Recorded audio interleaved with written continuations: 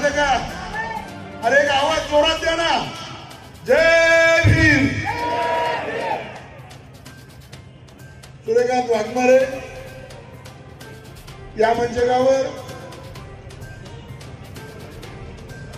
माननीय रामदासजी आठवले साहेब चालवत असलेल्या आणि बाबासाहेबांच्या संकल्पनेच्या रिवण पक्षाचे दुसरे मार्गदर्शक यांच्या मार्गदर्शनानं त्यांच्या गाईडनं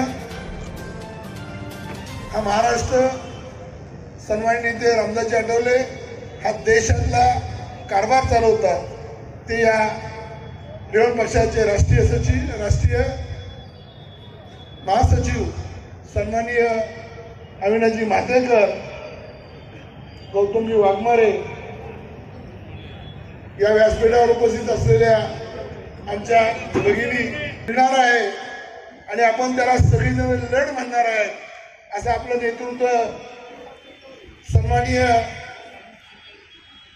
आठवले साहेबांचे पुत्र जीन आठवले आणि आता मंचकावर उपस्थित असलेले सर्व प्रमुख पदाधिकारी विनोदजी घेऊन गेलेले आहेत. अनेक आहेत तिथं पारसी सरोवर आहे आणि माझ्या पाठीला मागं उभं राहून लढवाना म्हणणारा वाडेकर उभा आहे. इकडं डॉक्टर मोरे उभे आहेत, बसलेले आहेत आणि महाराष्ट्राचं राजकारण चालवणारे पप्पू कागदे आज दिसत आले नाही, पण त्यांचाही आपल्याला आशीर्वाद आहे. असे सर्वच या व्यासपीठावरील प्रमुख आणि ज्यांच्या सहकार्याने साहेब हा वर्धापन दिन साजरा होतोय, ज्यांचं अवमूल्य सहकार्य लाभलं, रात्रीचा ज्यांनी दिवस केला, ते माझ्या सोबत काम करणारे, तुमच्यावर निष्ठेनं प्रेम करणारा इथला नवा तरुण आणि आज सातारा जिल्ह्याचा प्रत्येक कार्यकर्त्याचा सगळ्याची नावं काय घेणं शक्य होणार नाही अक्षय, पण मी निश्चितच सांगेन इकडे तिकडचे असतील, इकडे स्वप्नील गायकवाड असेल, दादा असेल, बरीचशी नावं आहेत. आणि त्याचबरोबर या पश्चिम महाराष्ट्र जिल्ह्यात काम करत असताना सवाखंडे आपलं रावखंडे सारखा कार्यकर्ता सतीश रावखंडे आहेत, अण्णा वायदंडे आहेत, हे सगळीच जण आमच्यात वाद होतो साहेब, पण सामावून घेण्याची आम्ही ताकद ठेवतो. सकाळी अन्नावर भांडण झालं की दुपारी सतीश मिटवतो आणि नव्यानं पुन्हा एकदा रिवण पक्ष जोमाने कामाला लागतो. असे सर्व सहकारी कोल्हापूरहून आलेले उत्तमजी कांबळे असतील, त्याचबरोबर पुण्याहून आलेले शैलेश चव्हाण असेल, सांगलीवरून आलेले भैया असतील, आम्ही अनेक वर्धापन दिन केले, पण आम्ही सत्तेच्या जवळ गेलो नाही. वाडेकर आपलं स्वप्न आहे, बाबासाहेबांचं स्वप्न आहे, जा तुमच्या घराच्या भिंतीवर लिहून ठेवा, तुम्हाला शेतकरी जमात मारायचं आहे, आम्हाला जमात मारायचं आहे, पण जमात कधी होणार आहोत जोपर्यंत आमच्यातला बाबासाहेब जागा होणार नाही, आमच्यातला रामदास आठवले भेटणार नाही, त्याचा ज्वालामुखी होणार नाही आणि मागून भीक मिळते आणि हिसकावून अधिकार मिळतो, हे जोपर्यंत मनात आवाज येणार नाही तोपर्यंत या देशामध्ये परिवर्तन होणार नाही. अनेकांनी आम्हाला प्रश्न विचारले की रामदास आठवले बीजेपी सोबत काय गेले. मी माझ्या भाषणामध्ये अनेकदा सांगतो की डॉक्टर बाबासाहेब आंबेडकरांनी त्यावेळेला सांगितलं होतं की काँग्रेस हे जळतं घर आहे, पण तरी ओवळ साहेब डॉक्टर बाबासाहेब आंबेडकरांनी काँग्रेसमध्ये मंत्रिमंडळ स्वीकारलं. कारण बाबासाहेब म्हणाले जरी काँग्रेस जळतं घर असलं, जर मी आ नाही तर मी माझ्या समाजाला न्याय देऊ शकणार नाही आणि न्याय द्यायचा असेल तर मला मोठ व्हावं लागेल आणि अविचारी लोकांच्या सोबत सुद्धा जाऊन तिथलं सरकारमध्ये सामील व्हावं लागेल. आणि म्हणून बाबासाहेब सुद्धा काँग्रेस जातीवादी आहे, काँग्रेस जळतं घर आहे, तरी काँग्रेसच्या मंत्रिमंडळामध्ये स्थान प्रस्थापित केलं. काय केलं? बाबासाहेब जर मध्ये गेले नसते आणि संविधान लिहिता आलं नसतं तर तुम्हाला मला या स्टेजवर मित्रांनो बसता आलं नसतं. म्हणून बाबासाहेबांनी घेतलेली भूमिका ही योग्य आहे आणि म्हणून बाबासाहेब काँग्रेसमध्ये गेले.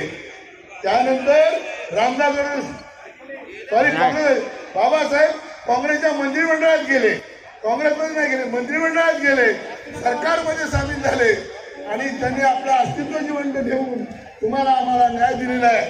तर मित्रांनो, आठवले साहेबांनी सुद्धा त्याच्याच पावलावर पाऊल ठेवत सरकारमध्ये आपण समाविष्ट झाले, पण आपला पक्ष जिवंत ठेवलेला. ज्या पक्षाचं नाव रिवण पक्ष आहे, जो पक्ष तुमचा नाही, ज्या पक्षानं बाबासाहेबांनी ज्या पक्षाला जन्म दिलेला आहे त्या पक्षाचा आपण इथं वर्धापन दिन घेतोय. आणि म्हणून मला सांगायचंय, जसा निर्णय डॉक्टर बाबासाहेब आंबेडकरांनी घेतला तसाच निर्णय, कटू निर्णय आढळराव साहेबांनी घेतला आणि सत्तेमध्ये जाण्याचा मार्ग स्वीकारला. का स्वीकारला? जर रामदास आठवले सत्तेत गेले नसते तर पुन्हा एकदा आपल्याकडे अधोगती आली असती, आम्हाला प्रश्न सोडवता आले नसते, आम्हाला प्रश्नाची उत्तरं शोधता आली नसती, आम्हाला विकास साधता आला नसता, आम्हाला इथं उभं राहता आलं नसतं. आणि म्हणून आठवले साहेबांनी निर्णय घेतला. अनेक जण म्हणतात की आठवले साहेब जातीवाद्यावर आहे, पण आठवले साहेब जातीवाद्यासोबत नाही. आठवले साहेब हे डॉक्टर बाबासाहेब आंबेडकरांच्या सोबत आहे, बाबासाहेबांच्या विचारासोबत आहे आणि बाबासाहेबांच्या विचारानं त्यांना परिवर्तन हवं आहे. पण वेट अँड वॉच आहे.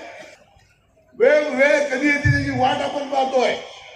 ज्या दिवशी योग्य होईल, ज्या दिवशी संधी सापडेल, ज्या दिवशी आम्हाला कळेल की लोहा गरम आहे, आम्ही हकोडा मारतो, त्या दिवशी आठवले साहेब परशुराम वाडेकर इथं 25 आमदार तरी उभे करते. पण वेळ आहे ना, त्यांच्या मनामध्ये खतखत आहे. तुम्हाला काय वाटतं? आम्हाला ते जरी जमतंय, पण ती साहेब आहे. साहेब ह्या घराचा प्रमुख आहे आणि घराच्या प्रमुखानं तोंड आवळून काम करायचं असतं, विचार करून काम करायचं असतं. पाऊस येणार नाही, अर्ज पाठवलाय, बरोबर का नाही? अर्ज आपला सक्सेस आहे. आज अर्ज दिला, लगेच ग्रँड झाला, तसा हा बी अर्ज ग्रँड झालेला आहे. त्यामुळे मी तुम्हाला मित्रांनो एवढंच सांगेन की आठवले साहेबांच्या स्वप्नात सुद्धा माझा माणूस, माझा कार्यकर्ता हा आमदार व्हावा, लालदेवच्या गाडीत बसावा आणि माझ्या घरी मला भेटायला यावा. हे स्वप्न रामदास आठवलेंचं आहे. पण हे स्वप्न पूर्ण करायचं असेल तर मग आपल्याला सुद्धा नीट रस्त्याने चालावं लागेल. आणि राजाभाऊ सर्वजणांनी योग्य निर्णय घेतलेला आहे. त्या निर्णयाच्या सोबत आम्ही सगळे आहोत. साहेब, एकदा आपण जसं तुम्ही बीजेपीवर जाऊन कडू कारलं चाकलं, तसं एकदा कडू कारलं सगळ्याला चाकायला द्या. काहीतरी चांगला निर्णय येऊ द्या आणि एकदा बघूया आपल्या पैलवानाच्या तरी किती दम आहे. आणि एकदा तुम्ही घोषणा करा, परिवर्तनाचं चक्र तुमच्या हातात येईल आणि उद्याच्या मिटिंगला तुम्ही न कॉल करता एका मिनिटात निमंत्रण येईल. कारण ओरडल्याशिवाय ऐकत नाहीत, रडल्याशिवाय जेवण मिळत नाही आणि लढल्याशिवाय न्याय मिळत नाही. तुम्ही लढ म्हणा. प्रत्येक कार्यकर्ता ताकदीने उभा आहे. विनोद निकालच्या सारख्या कार्यकर्त्यांनी तिथं जाऊन लढले, 2 आमदार तुमच्या बदलात दिले.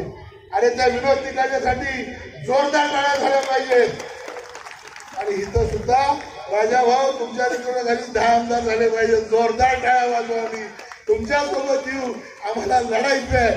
फक्त तुम्ही लढ म्हणा. साहेब वाट बघताय. साहेबांबद्दल गैरसमज पसरवणारे कृपया थांबावं. झालं. साहेबांबद्दल गैरसमज पसरवणारे थांबावं. पार्टीत गैरसमज कमी करावेत. पार्टीत आम्ही हम सब एक है, बाकी सब